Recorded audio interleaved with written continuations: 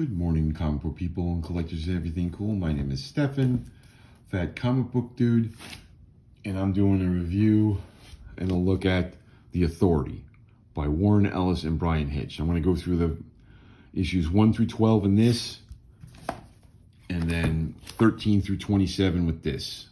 And this is done by Mark Miller and Frank Quietly.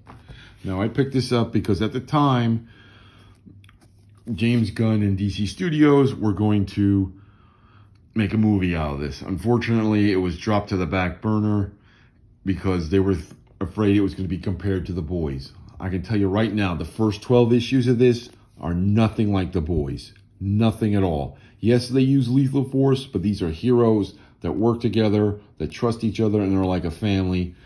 And they are nothing like The Boys. Because we never complain when the Punisher and Wolverine or Red Hood take somebody out.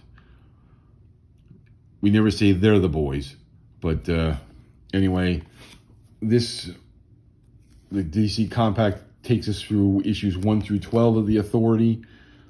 It's done by Warren Ellis, and the art is done by Brian Hitch. And Brian Hitch, I love his work.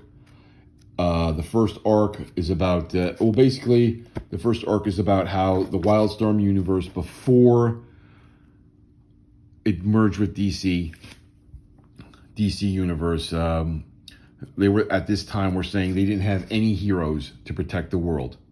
I mean, at the time, Stormwatch, which was sponsored and controlled by the UN, was disbanded and gone.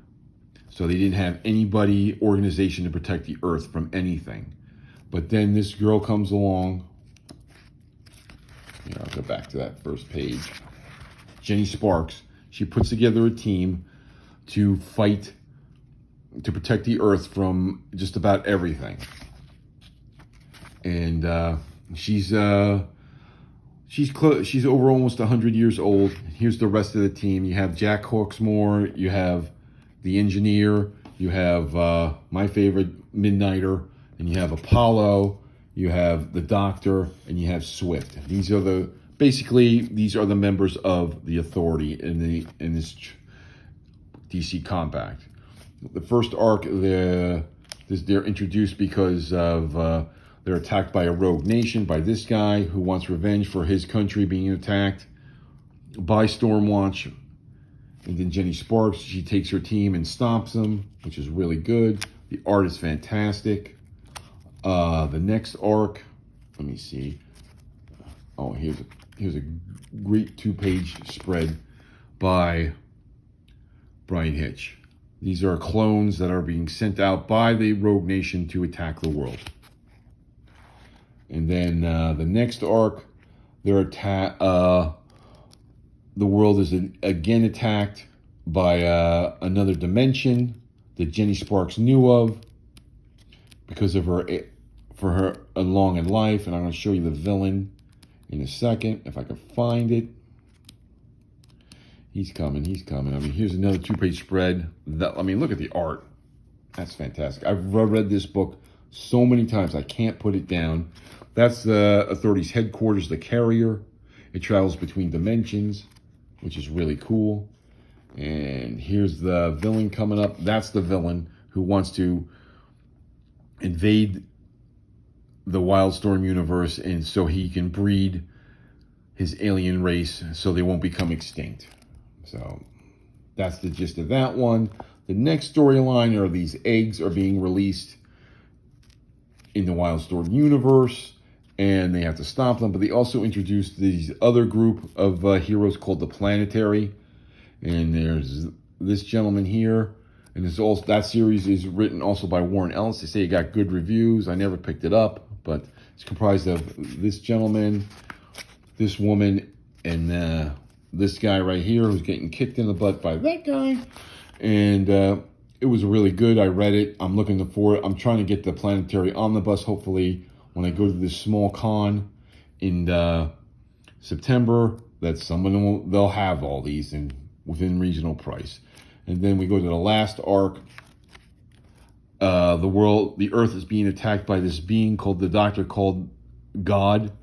And it wants to wipe out all life on Earth so it can live on the planet and for the rest of its days. And you see how Jenny Sparks puts it together to stop them. Overall, the first 12 issues were magnificent.